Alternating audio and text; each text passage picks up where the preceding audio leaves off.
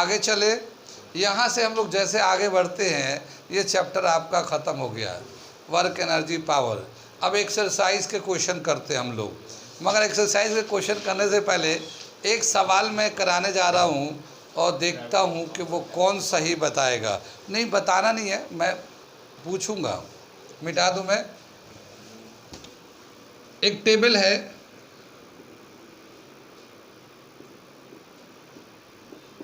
एक बॉडी है, इस पे फोर्स लगाते हैं 10 न्यूटन का, ठीक है। 10 न्यूटन का फोर्स लगाते हैं, ये यहाँ से यहाँ चला गया, मान लो ये 2 मीटर चला गया, 2 मीटर का डिस्टेंस ट्रैवल किया। अब बताना what is gravitational work done, gravitational work done, ठीक है। चॉइस दे रखा है 10 जूल, 20 जूल, ठीक है ना। सी का 15 जूल और डी दे रखा है 0, 20 होगा, ठीक है। अली 10 होगा, गुड। निखिल बोलो, निखिल बोलो,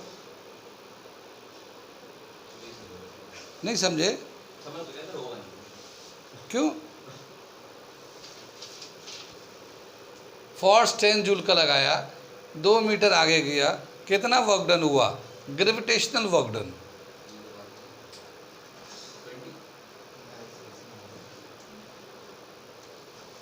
ठीक है, तहुरा से पूछते हैं।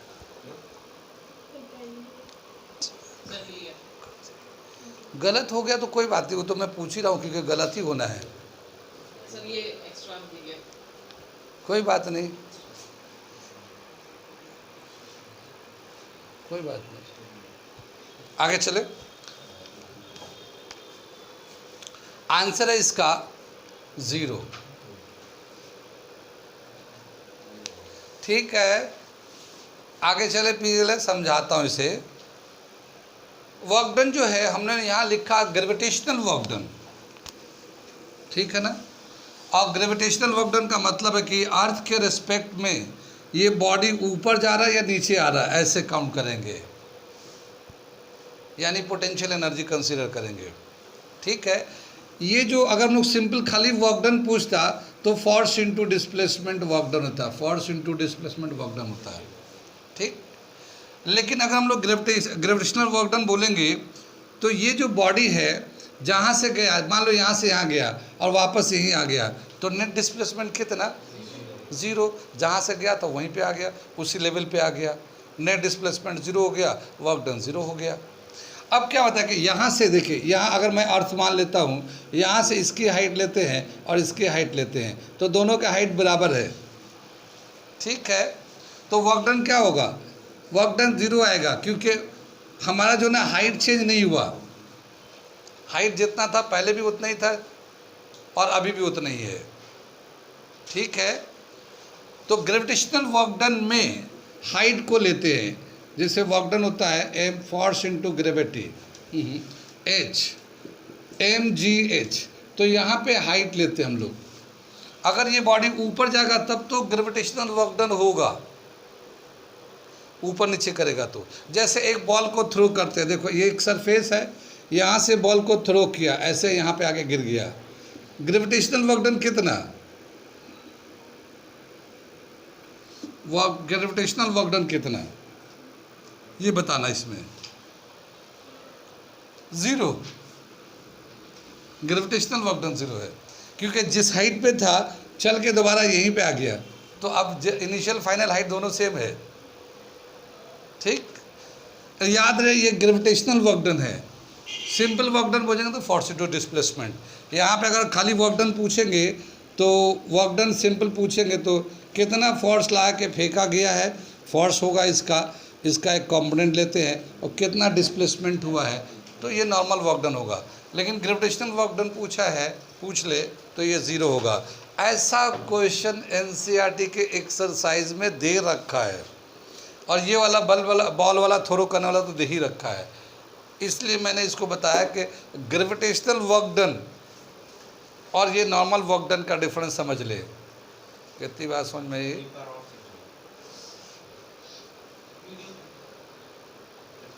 आप खुद से समझ लो, फिर नहीं समझ में आए तो फिर मुझसे बोलना है। नहीं समझ में आए? ओ लो, ग्रेविटेशनल वर्क डन में क्या बताया कि ग्रेविटी के रेस्पेक्ट में हम लोग लेते हैं, बॉल को ऊपर फेंके या नीचे आए तो कितना हाइट का चेंज आ रहा है, वो हमारा ग्रेविटेशनल वर्क डन होता है। अगर हॉरिजॉन्टल सरफेस पे कोई बॉडी मूव कर रहा है तो नॉर्मल वर्क डन तो हम लोग कंसिडर करते हैं, force into displacement work done होता है। लेकिन ग्रेविटेशनल वर्क डन अगर हॉरिजॉन्टल लेवल सेम है तो ग्रेविटेशनल वर्क डन में हाइट चेंज नहीं हुआ, और हाइट जब चेंज नहीं हुआ तो वर्क डन 0 होगा। ठीक है, अब जैसे मैंने ये बॉल को फेंका, ऊपर से लाया तो वहाँ वापस यहाँ पे आ गया। ठीक है, वापस यहीं आ गया तो हाइट का कितना डिफरेंस है? कुछ भी नहीं, जहाँ से गया था वहीं वापस आ गया, तो इसका ग्रेविटेशनल वर्क डन 0 हो गया। वैसे भी नॉर्मल वर्क डन ऐसे भी लेंगे तो डिस्प्लेसमेंट 0 हो गया, लेकिन ये फाइनली यहीं आ गया तो इसमें इसका 0 हो गया। अब जैसे मैंने टेबल पे बताया था कि यहाँ पे था और वापस इसको यहाँ से वहाँ ले गए तो ग्रेविटेशनल वर्क डन तो 0 हो जाएगा। हाँ, नॉर्मल वर्क डन जैसे हम लोग का फोर्स इनटू डिस्प्लेसमेंट, वो वर्क डन का वैल्यू है, और वो वर्क डन ठीक 20 बता रहे हैं, वो बिल्कुल सही है, लेकिन वो ग्रेविटेशनल वर्क डन नहीं है, खाली वर्क डन है वो। और ग्रेविटेशनल वर्क डन में ऊपर नीचे हाइट के रिस्पेक्ट में चेंज आना चाहिए। अब जैसे ये बॉल को फेंका हमने, ठीक है, तो ये बॉल ऐसे होते हुए इतना हाइट पे गया, लेकिन वापस फिर सरफेस पे आ गया। अब यहाँ से बताना है gravitational work done, gravitational work done बताना है तो 0 हो गया। अगर हम लोग ऐसे पूछे कि वर्क डन बताइए तो फिर कितना फोर्स लाया, कितना डिस्टेंस गया, वो हम लोग मल्टीप्लाई करके निकालेंगे, वर्क डन आएगा उसमें, मगर ग्रेविटेशनल वर्क डन 0 है। कितनी बात सुन में? तो याद रखना है कि जो वर्क डन पूछेगा तो ग्रेविटेशन पूछ रहा है या नॉर्मल वर्क डन बोल रहा है, ये भी ध्यान रखना है। कहीं ऐसा ना हो कि सारा कुछ दे दे, आप कैलकुलेट करके आंसर ला के आ जाओ बाहर, और ये ध्यान ही ना किया ग्रेविटेशन वर्क डन पूछा था और बाहर आने के बाद पता चला कि ओह कहाँ सर मारूँ मैं। ठीक है, कहाँ पे सर मारूँ कि ये इतना आसान सवाल हमने और क्या कर दिया। कितनी बात सुन में? अक्सर हमें धोखा दिया जाता है, ठीक है ना, और जहाँ कहीं बच्चा धोखा खाए वहीं पे उनको आसानी से बेवकूफ़ बनाते हैं, बेवकूफ़ को बेवकूफ़ बनाते वो एग्ज़ामिनर है। बताओ वो भी क्या करते हैं, हम तो खुद ही बेवकूफ़ है, और ऊपर से फिर उसको बेवकूफ़ बनाने के लिए ऐसे सवाल छोड़ते हैं जिसमें आसानी से बच्चा ट्रैप हो जाए और गलत करे, जबकि वो आसान है मगर उसको चीज़ पता हो। कितनी बात सुन में? तो ये हो गया। अब एक्सरसाइज के क्वेश्चन मैं कराता हूँ फटाफट नंबर डाल के। क्वेश्चन नंबर 2, जिनके पास बुक है वो देखते रहे, और जिनके पास जो लोग हमारा वीडियो देख रहे हैं वो अपनी किताब खोल के देख लेंगे एनसीईआरटी के बुक से। ठीक है ना, क्वेश्चन मैं पढ़ के सुनाता हूँ और उसी तरह से करके दिखाता हूँ। क्वेश्चन नंबर 2 लिखा है, an object throwed at a certain angle to the ground moves in a curve path and falls back to the ground. The initial and final position of the path of the object lies on the same horizontal line. What is the work done by the force of gravitation on the object? कितना work done होगा? क्या दे रखा है, एक ball को यहाँ से फेंक रहे हैं और ये वापस जाके सेम हॉरिजॉन्टल और सरफेस पे आ गया। ठीक है, तो ग्रेविटेशनल वर्क डन कितना हो जाएगा? 0 हो जाएगा। आंसर पीछे दे रखा, आप मिला सकते हैं। ठीक है, 0, एक्सरसाइज चैप्टर नंबर 11 है ये। ठीक है, तो ग्रेविटेशनल वर्क डन और नॉर्मल वर्क डन का डिफरेंस समझने रहा। ठीक, अगला दे रखा क्वेश्चन नंबर 3 दे रखा है, ये 3 बता रहा हूँ, ये थ्योरी टाइप की क्वेश्चन है। A battery lights a bulb, describe the energy change involve in the process. ठीक है ना, एक बैटरी से एक बल्ब को जलाया गया, कौन सा एनर्जी किस में चेंज हुआ? बैटरी में जो है, हाँ, बैटरी के अंदर जो ना केमिकल एनर्जी होता है वो जो है चेंज हुआ लाइट एनर्जी में। ठीक है ना, कोई ज़बरदस्ती उल्टा सीधा बक रहा है, ठीक है ना। बल्ब जलने लगा तो लाइट एनर्जी दिया, तो केमिकल एनर्जी लाइट एनर्जी में कन्वर्ट हो गया। जैसे हमारे पास मान लो मैंने एक वज़न को उठाया ऐसे और यहाँ वो छत पे रख दिया, तो कौन सा एनर्जी किस में चेंज हो गया? मस्कुलर। जैसे मैंने किसी वेट को ऊपर रख दिया तो हमारे जो मसल्स पे जो एनर्जी है, तो मस्कुलर एनर्जी जो है वो पोटेंशियल एनर्जी में चेंज हो गया, क्योंकि ऊपर ले गया ना, तो पोटेंशियल एनर्जी में चेंज कर दिया किसी चीज़ को उठाया। तो मान लो हमारा ये फ़ैन चल रहा है, कौन सा एनर्जी किस में चेंज कर रहा है? ये इलेक्ट्रिकल एनर्जी को मैकेनिकल एनर्जी में, क्योंकि रोटेट कर रहा है और रोटेशन जो है ना काइनेटिक रोटेशनल एनर्जी होता है, वो मैकेनिकल एनर्जी में कहलाता है।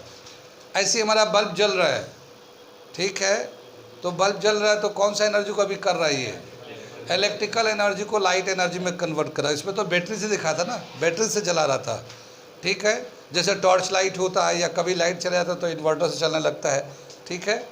तो इस तरह से एक जो फॉर्म है दूसरे फॉर्म में चेंज होता है। जैसे मान लो हमारा विंड मिल देखा है, विंड मिल जो हवाओं से ब्लेड चलता है फिर बिजली बनते हैं, तो कौन सा एनर्जी किस में चेंज होता है? विंड एनर्जी को इलेक्ट्रिकल एनर्जी में कन्वर्ट करते हैं। तो ऐसे कन्वर्जन है, एक एनर्जी को दूसरे फॉर्म में चेंज करते रहते हैं। जैसे फोटोसिंथेसिस होता है, फोटोसिंथेसिस का नाम तो सुना होगा बायोलॉजी में, कौन सा एनर्जी किस में चेंज होता है? लाइट एनर्जी, सनलाइट से जो लाइट आता है वो लाइट एनर्जी केमिकल एनर्जी में कन्वर्ट होता है, ठीक है। कितनी बात सुन में। तो इस तरह से एक फॉर्म से दूसरे फॉर्म में चेंज होता है। यहाँ पे दे रखा बैटरी जो है, अगर एक बल्ब को जलाता है तो कौन सा एनर्जी किस में चेंज हो रहा है। आगे चले हम लोग, मिटा दे कर देना। क्वेश्चन नंबर 4 है, 210 होगा। Certain force acting on 20 kg mass changes its velocity from 5 meter per second to 2 meter per second. Calculate the work done by the force. ठीक है, 20 kg का मास है, 20 kg का मास है, उसका वेलोसिटी था 5 मीटर पर सेकेंड और ये चेंज होके 2 मीटर पर सेकेंड हो गया, तो कितना वर्क डन हुआ? ठीक है, कल हमने एक कंसेप्ट बताया था, work done is equal to change in kinetic energy, change in kinetic energy. तो वर्क डन जो होगा change in kinetic energy, formula लिखा था half m final velocity square minus. हाँ, तो ये सवाल था क्वेश्चन नंबर 4। क्या दे रखा है? 20 kg का मास है, इसके स्पीड पहले 5 मीटर पर सेकेंड था, बाद में 2 मीटर पर सेकेंड हो गया, तो कितना वर्क डन हुआ? तो वैसे तो वर्क डन के लिए फोर्स इंटू डिस्प्लेसमेंट, फोर्स देखते हैं, डिस्प्लेसमेंट देखते हैं, तो डिस्प्लेसमेंट कहाँ से निकालेंगे? तो उससे नहीं करना है, यहाँ पे जो है ना वेलोसिटी चेंज हो रहा है, तो change in kinetic energy is equal to work done, उस फॉर्मूले से निकालेंगे। और ये हमारा फॉर्मूला वर्क डन को half m v square minus u square, कल ये रिलेशन हम लोगों ने किया था। हाफ मास दे रखा है 20 और फाइनल वेलोसिटी है 2 का स्क्वायर और इनिशियल है 5 का स्क्वायर। कितनी बात सुन में? ये 2 से कैंसिल हो गया, 10 हो गया, ये 4 है, ये 25 है, ये बचेगा -21, ठीक है ना, -20 मल्टीप्लाई का -210 जूल, ठीक है ना। माइनस इसलिए कि ये जो पहली वेलोसिटी था वो 5 मीटर है, यानी ज़्यादा स्पीड से चल रहा है, ठीक है, और बाद में फिर 2 मीटर पर सेकेंड हो गया, यानी कि उसके अपोजिट में फोर्स लग रहा है, अपोजिट यानी मोशन के अगेंस्ट में फोर्स लग रहा है, तभी तो उसका स्पीड डिक्रीज कर रहा है, ठीक है। तो -210 जूल वर्क डन लगेगा। माइनस इसलिए लगा रहे हैं कि हम लोग अपोजिट में लगा रहे हैं साइन कन्वेंशन के लिए। वैसे जो जूल जो है ना स्केलर क्वांटिटी होता है, साइन से कोई इशू नहीं है, मगर फिर भी ये दिखाने के लिए बॉडी जिधर से मूव कर रहा है उसके अपोजिट में फोर्स लग रहा है, जिसकी वजह से उसकी वेलोसिटी डिक्रीज कर रहे हैं। कितनी बात सुन में है? कल हम लोग काफ़ी सारे क्वेश्चन कर लिए और उसमें कुछ कंसेप्चुअल सवाल भी हैं एक्सरसाइज में, तो जो इम्पॉर्टेंट कंसेप्ट बेस्ड सवाल था मैंने करा दिया है। अब उसके बाद आज जो हम लोग सवाल करेंगे एक्सरसाइज वर्क एनर्जी पावर के एक्सरसाइज का जो क्वेश्चन करेंगे वो क्वेश्चन नंबर 10 है। मैं पढ़ के सुनाता हूँ फिर करके दिखाता हूँ। क्वेश्चन नंबर 10 दे रखा है, an object of mass 40 kg is raised to a height of 5 meter above the ground.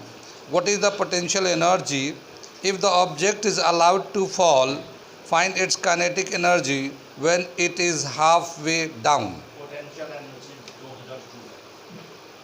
ठीक है, तो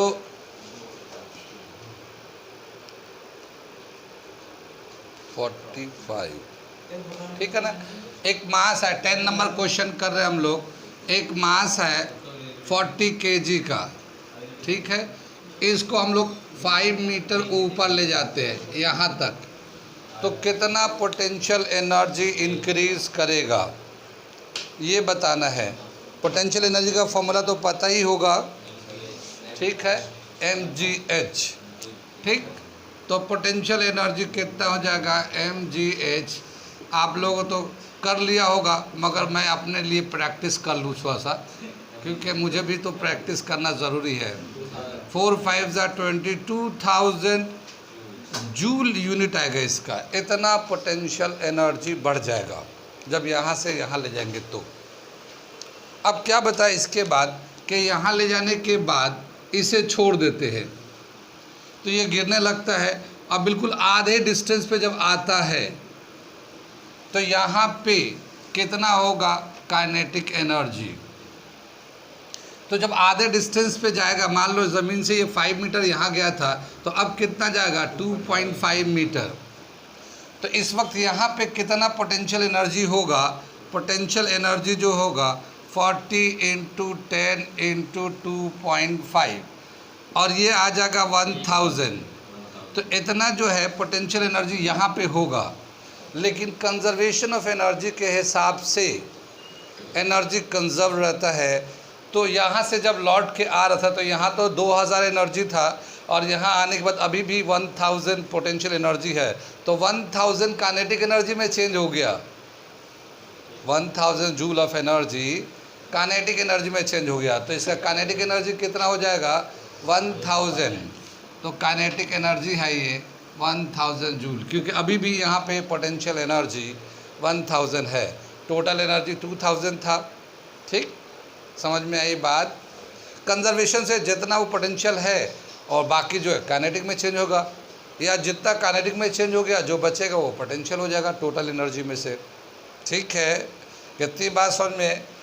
अगला क्वेश्चन करने जा रही है, क्वेश्चन नंबर 10 हो गया, नोट कर लीजिए इसे। क्वेश्चन नंबर 11 मैं पढ़ रहा हूँ। क्या दे रखा है, what is the work done by the force of gravity on a satellite moving round the earth, ठीक है। 11 दे रखा है, ये हमारा अर्थ है और इसके चारों तरफ एक सैटेलाइट रिवॉल्व कर रहा है। तो ये जो सैटेलाइट रिवॉल्व कर रहा है इसका ग्रेविटेशनल वर्क डन कितना होगा, 0 है। ग्रेविटेशनल वर्क डन भी 0 है और नॉर्मल वर्क डन भी 0 है। क्यों? क्योंकि एक पीरियड के बाद फिर वहीं आ जाता है ये, ठीक है ना। तो डिस्प्लेसमेंट 0 होगा तो वो वर्क डन भी 0 हो जाएगा। और ग्रेविटेशनल में हम लोग बताया था कि जब तक उसका हाइट में चेंज नहीं आता तब तक उसका कोई वर्क डन नहीं होता। तो ये अर्थ से जितने हाइट पे एक सैटेलाइट है वो उतना ही हाइट पे रहेगा। वो एक सर्कुलर रिंग में, जैसे हम लोग इसका फिगर को बदल देते हैं ज़रा सा, ये हम यहाँ पे बना देते हैं। जैसे ये हमारा अर्थ है तो एक स्फेरिकल रेंज में इस तरह से ये रिवॉल्व करते रहता है, इस पे ऐसे घूमता रहेगा ये पूरा।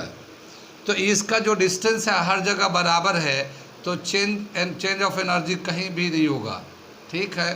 तो वर्क डन 0 हो जाएगा, ग्रेविटेशनल वर्क डन, ठीक है। क्योंकि ग्रेविटेशनल वर्क डन का फॉर्मूला क्या बताया था, gravitational work done mgh, height को चेंज होना चाहिए। कल हम लोगों ने कई सारे क्वेश्चन किए थे, थ्योरेटिकल क्वेश्चन था। कितनी बात समझ में। सैटेलाइट से एक बात मैं बताऊं, वो कोर्स में नहीं है मगर मैं थोड़ा सा बता देता हूं। ग्रेविटेशन चैप्टर एक हम लोगों ने पढ़ा था, उसमें जो है हम लोगों ने कोर्स के रेस्पेक्ट में तो पढ़ लिया, लेकिन उसमें 11th क्लास में जाएंगे तो उसमें थोड़ा सा सैटेलाइट के बारे में भी दे रखा है, ठीक है। तो तो मैं सैटेलाइट जानते किसको कहते वैसे?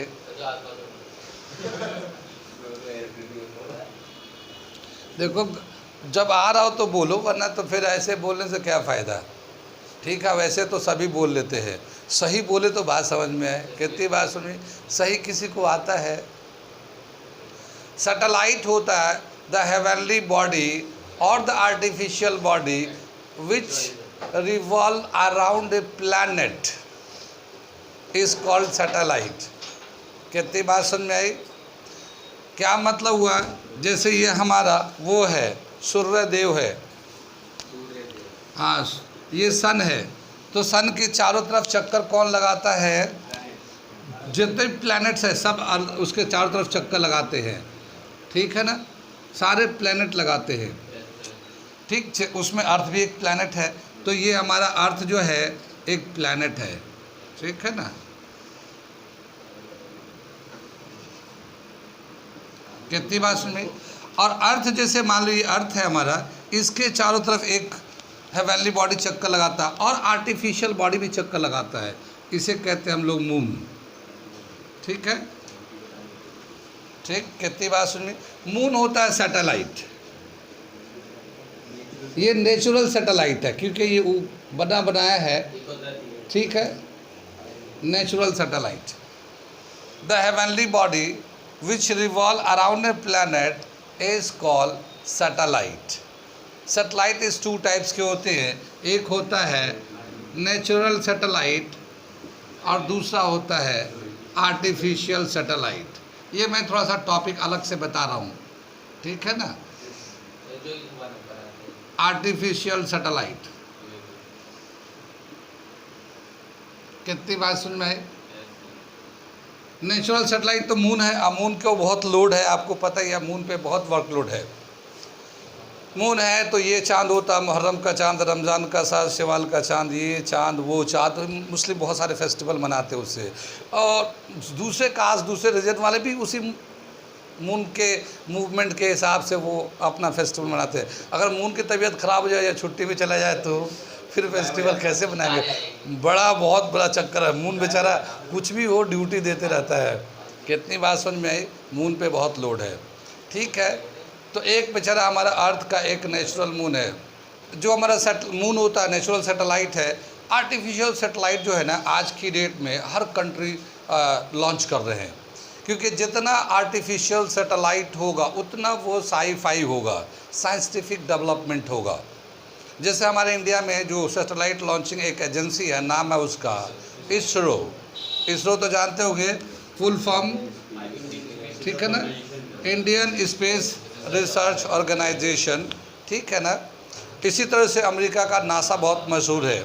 ठीक है ना। और भी कई सारे कंट्री हैं जो अपने अपने सैटेलाइट को लॉन्च करते हैं। ठीक, सैटेलाइट से क्या बेनिफिट है कि वो जो है ना मॉनिटरिंग करना, अर्थ पे चारों तरफ जो मॉनिटरिंग करना है वो सैटेलाइट के थ्रू होते रहता है। आजकल हम लोग मोबाइल का यूज़ कर रहे हैं, वो इंटरनेट का यूज़ कर रहे हैं, सब सैटेलाइट के थ्रू हो रहा है। वेदर फोरकास्टिंग करते हैं, भाई बादल लगने वाला है, बारिश होने वाला है, तूफान, कैसे पता चल रहा है? सब सैटेलाइट से हम लोग कर रहे हैं। तो आज की डेट में जो हम लोग डेवलपमेंट हो रहा है, साइंटिफिक तरीके से आगे जा रहे हैं, ये सब सैटेलाइट के हेल्प से हो रहा है। और किसी भी कंट्री को अगर आपने लीड करना है तो दूसरे कंट्री पे नज़र रखना है तो सैटेलाइट से नज़र रख सकते हैं। ठीक है, तो काफ़ी बड़ा एक स्कोप है और आगे चला जा रहा है। इसी सैटेलाइट का वर्क बहुत प्रोग्रेसिव है, लोग आजकल नैनो टेक्नोलॉजी में जा रहे हैं। ठीक है ना, एरोनॉटिक इंजीनियर बन रहे हैं। कितनी बात सुन में, ये एक फील्ड है जिसमें खाली इसी के बारे में पढ़ना लिखना करते हैं। आगे चले हम लोग। लेकिन जो सैटेलाइट होता है जिसको हम लोग लॉन्च करते हैं, जैसे ये हमारा अर्थ है और इस सैटेलाइट को लॉन्च करेंगे, आर्टिफिशियल सैटेलाइट को, इसको हम लोग कहते हैं जियो स्टेशनरी सैटेलाइट। मैं थोड़ा सा मिटाता हूँ और इसे बताता हूँ। जियो स्टेशनरी सैटेलाइट जानते हैं क्या? किसी को आइडिया?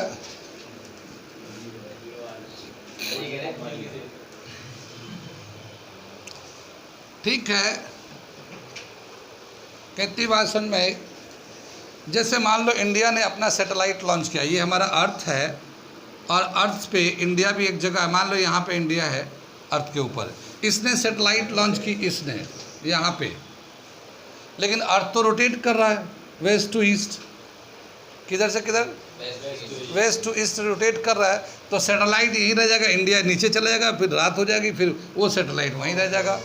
ठीक है, फिर दूसरे कंट्री में जब पड़ेगा तो वो लोग क्या बोलेंगे, ये तो दूसरे कंट्री का सैटेलाइट हमारे कंट्री में दिख रहा है, वो एंटी मिसाइल से मार के डिस्ट्रॉय कर देंगे। तो इतना पैसा लगा के लॉन्च करेंगे और फिर इस तरह से बर्बाद हो जाएगा, तो उसको ऐसे नहीं करते, उसको क्या करते हैं, जियो स्टेशनरी सैटेलाइट बनाते हैं। कितनी बात समझ में आई? जैसे ये हमारा इंडिया के सामने ये सैटेलाइट है, ठीक, तो जैसे जैसे इंडिया अपने अर्थ पे चलता रहेगा, ये सैटेलाइट भी ऐसे ही चलते रहेगा। इंडिया यहाँ आएगा, रोटेशन के रिस्पेक्ट में सैटेलाइट यहाँ आएगा, बिल्कुल सामने फेस करेगा। मान लो इंडिया यहाँ आ गया रोटेट करके, सैटेलाइट बिल्कुल सामने फेस करेगा इसको, यहाँ इंडिया आ गया, सैटेलाइट यहाँ आ जाएगा। ठीक है ना, इंडिया का सैटेलाइट इंडिया को ही फेस करता रहेगा, उसकी अपनी एक स्पीड होती है, ऑर्बिटर स्पीड होती है, उससे लॉन्च करते हैं। ऐसे सैटेलाइट को कहते हैं हम लोग जियो स्टेशनरी सैटेलाइट। ठीक है ना, एक पर्टिकुलर कंट्री के सैटेलाइट उसी कंट्री के सामने चलता रहेगा, उसकी अपनी स्पीड होती है, उसे कहते हैं जियो स्टेशनरी सैटेलाइट। जियो स्टेशनरी सैटेलाइट का टाइम पीरियड क्या होगा, एक बार रोटेट करेगा तो इसका टाइम पीरियड कितना होगा, इसका जितना अर्थ का होगा। अर्थ 24 घंटे में एक बार घूम जाते हैं, तो ये सैटेलाइट भी उस कंट्री के साथ साथ 24 घंटे में घूम जाएगा। तो जियो स्टेशनरी सैटेलाइट का टाइम पीरियड होता है 24 आवर्स। अरे मेरे बाप, बोलो क्या पूछना चाह रहे, बोलो बोलो बोलो बोलो।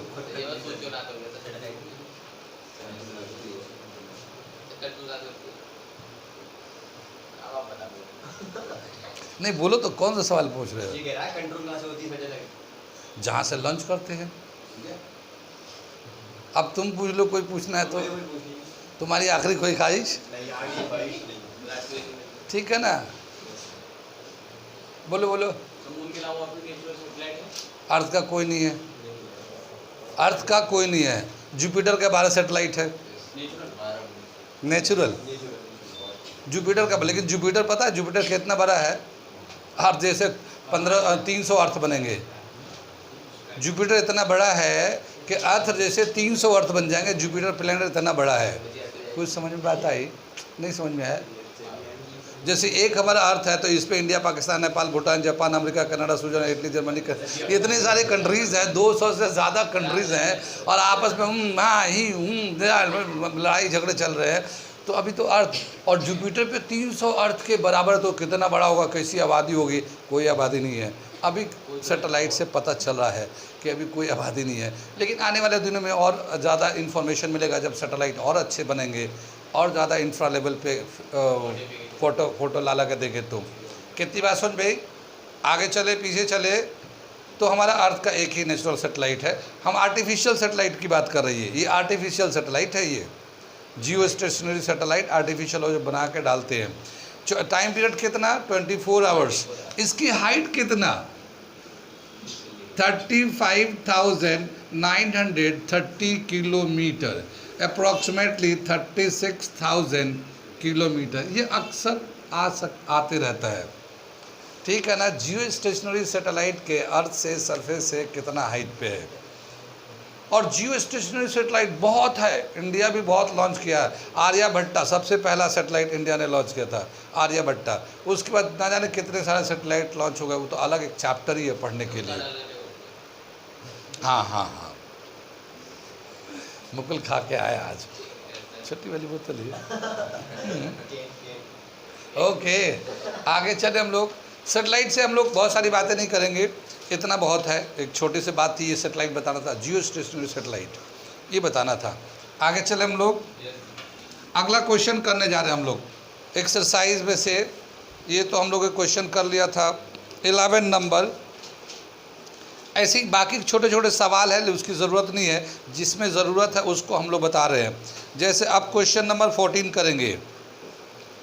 क्वेश्चन नंबर 14 मैं पढ़ के सुनाता हूँ, फिर करके दिखाता हूँ। ठीक है। क्या दे रखा है? An electrical heater is rated 1500 watt. How much energy does it use in 10 hours? ठीक है, एक हीटर है, इलेक्ट्रिकल हीटर, उसका पावर दे रखा है 1500 है, 1500 वाट है उसका पावर। 10 घंटे चलेगा या यूज़ करेंगे तो कितना यूनिट बिजली कंज्यूम करेगा? ठीक है, कितनी बात, पावर कितना 1500, टाइम कितना 10 आवर्स। ठीक है ना, कैसे निकालेंगे हम लोग इसका यूनिट? अगर निकालना हुआ तो कितना यूनिट बिजली कंज्यूम करेगा? तो कल हमने बताया था NPTD अपॉन 1000। पावर कितना है? हाँ 15 सही है।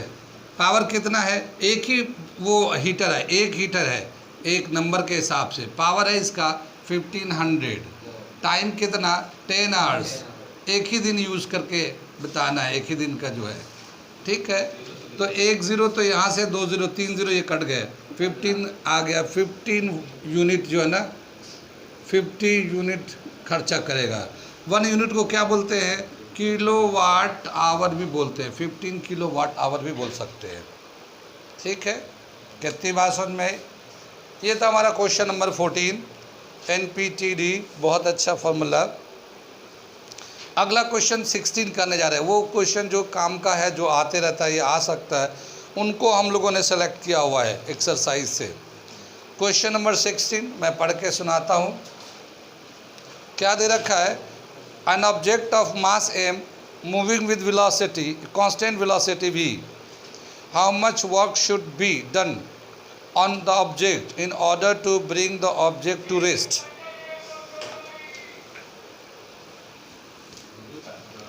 आगे चले, क्या दे रखा है? एक मास है m है और उसकी जो वेलोसिटी है v है और मूव कर रही है, तो इसके काइनेटिक एनर्जी कितना होगा? जाहिर बॉडी मूव कर रहा तो उसकी काइनेटिक एनर्जी होगी, तो काइनेटिक एनर्जी कितना होगा इसका? हाफ mv², इतना काइनेटिक एनर्जी है। अब इस बॉडी जो मूव कर रहा है, इसे रोकना है, इसे रोक के उसे रेस्ट में लाना है, तो कितना वर्क डन करना पड़ेगा? कितना? तो वर्क डन करना पड़ेगा। तो वर्क डन का क्या फॉर्मूला लिखा था? Work done is equal to change in kinetic energy, change in kinetic energy, half mv² minus u²। ठीक है, हाफ v तो 0 हो जाएगा क्योंकि बॉडी को रोक देना है, रेस्ट में ले जाना, तो फाइनल वेलोसिटी 0 हो जाएगा और इनिशियल वेलोसिटी u²। ठीक है, तो हाफ mv² माइनस में लेंगे क्योंकि जो फोर्स लगाएंगे या जो एनर्जी लगाएंगे मोशन के अपोजिट में लगाएंगे। वैसे कोई ज़रूरी नहीं कि साइन लगा जाए क्योंकि एनर्जी ना स्केलर क्वांटिटी होता है, लेकिन फिर भी ऐसे साइन कन्वेंशन के हिसाब से साइन आ रहा है यहाँ। साइन का मतलब, नेगेटिव का मतलब ये हुआ कि जो मोशन हो रहा है उसके अपोजिट डायरेक्शन में हमें वर्क डन, फोर्स लगाना है, वर्क डन करना है। जैसे मान लो मुकुल आ रहा है साइकिल लेके, नहीं बाइक लेके, हाँ स्कूटी, मुकुल स्टैंडर्ड डाउन थोड़ी करेंगे, ठीक है ना। तो अब स्कूटर, अब नई वाली स्कूटी लेके आ रहा है, उस हाँ अब उसे रोकना चाह रहे हैं तो उसके सामने से ऐसे रोकेंगे, वो हटो नहीं तो उड़ा दूंगा, नहीं। तो जितना उसकी स्पीड होगी उससे उतना एनर्जी देंगे, तब जाके मुकुल की गाड़ी रुकेगी। ठीक है, ओके। अगला क्वेश्चन देखते हैं, ये क्वेश्चन नंबर 16 था। 17 देखते हैं, सेम क्वेश्चन है 17। हम तो फॉर्मूले में दिखा रहे थे, क्वेश्चन नंबर 17 पढ़ के दिखाता हूँ। Calculate the work required to be done to stop a car of mass 1500 kg moving with at a velocity of 60 km/h। ठीक है, तो यहाँ पे जो है हमें कितना वर्क डन करना है एक कार को रोकने के लिए जिसका मास है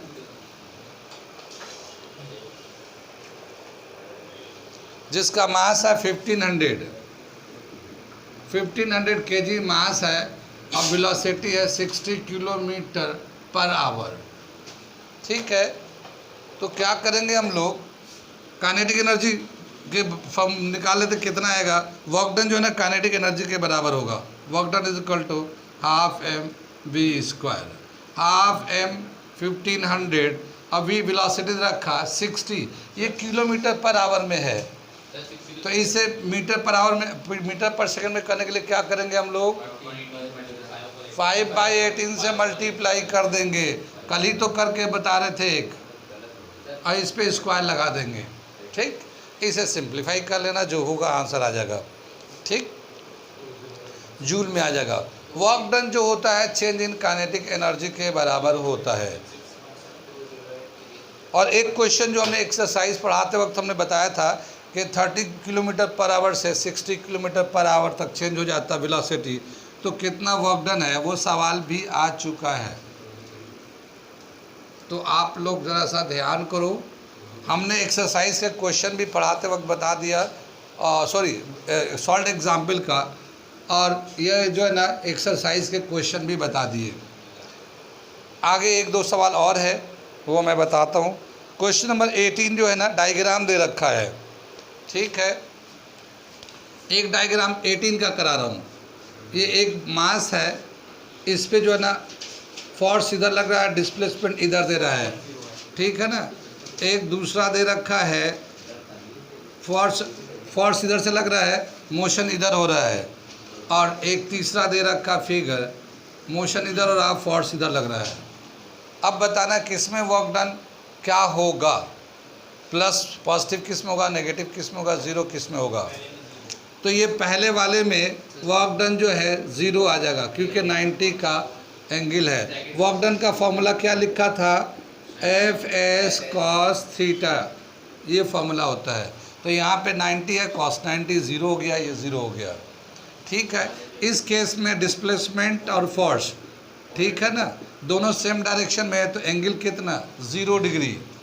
cos 0 का वैल्यू 1, तो यहाँ पे पॉजिटिव वर्क डन होगा। ठीक है, और यहाँ पे जो है ये अगर डिस्प्लेसमेंट इधर है, फोर्स इधर लगा रहे हैं, तो दोनों के बीच का एंगल है 180 डिग्री। cos 180 का वैल्यू होता है -1, तो माइनस से करेंगे तो यहाँ नेगेटिव वर्क डन होगा। कितनी बात सुन में, तो ये फिगर से दे रखा कि किस केस में पॉजिटिव वर्क डन है, किस में नेगेटिव वर्क डन है। ठीक है, अगला क्वेश्चन कर रहे हैं हम लोग 20 नंबर।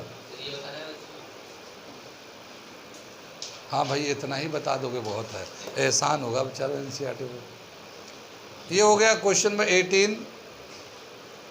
अब हम लोग 20 कर रहे हैं। इसके बाद क्वेश्चन नंबर 20 मैं पढ़ता हूँ पहले, फिर करता हूँ। क्या दे रखा है ये, find the energy in kilowatt hour consumed in 10 hours by 4 devices of power 500 watt each। 4 devices है, 500 उसका पावर है, 500 वाट पावर है, और कितनी देर चलाना है उसको, 10 hours। ठीक है ना, 10 hours चलाना है, तो टोटल कितना इलेक्ट्रिसिटी कंज्यूम करेगा। ठीक है, तो कितना इलेक्ट्रिसिटी कंज्यूम करेगा, तो यूनिट जो है निकालना, यूनिट मतलब किलोवाट आवर के बराबर हो जाएगा। ये किलोवाट आवर एनर्जी कैसे, NPTD, N कितना है 4, 4 डिवाइसेस है, पावर कितना है 500, टाइम कितना लगाना है 10 आवर का। ठीक है ना, 10 hours, और एक दिन का है। इसको फिर इसके नीचे 1000 से डिवाइड भी करना है, ये 1000 डिवाइड कर दिया, 2 0 1 3 0, तो यहाँ से कर चला, ये 4 5 20 किलोवाट आवर भी बोल सकते हैं, 20 यूनिट भी बोल सकते हैं। इतना बिजली कंज्यूम होगा। ये फॉर्मूला बहुत काम का है। ठीक है, यहाँ पे जाके एक्सरसाइज के क्वेश्चन कंप्लीट हो जाते हैं जो अच्छे थे, और ज़रूर आएंगे सवाल कोई ना कोई। आहा, यस, हर चैप्टर से एक एक दो दो सवाल रहता ही रहता है 9 10 से, और 9th का तो देखा गया ज़्यादातर न्यूमेरिकल रहा है। ज़्यादातर न्यूमेरिकल जो एक्सरसाइज में दे रखे या सॉल्व एग्जाम्पल है उनमें से है। तो अब यहाँ पे ये एक्सरसाइज ख़त्म हो जाता है। इसके आगे चलते हम लोग